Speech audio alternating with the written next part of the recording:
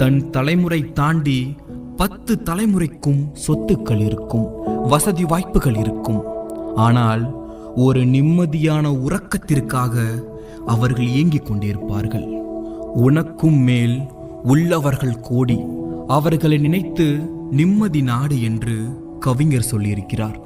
இந்த உலகத்தில் எதையும் வாங்கும் வசதி படைத்தவர்களால் உறக்கத்தை கூட ஒரு சில மாத்திரைகளால் வாங்கிவிட முடியும்.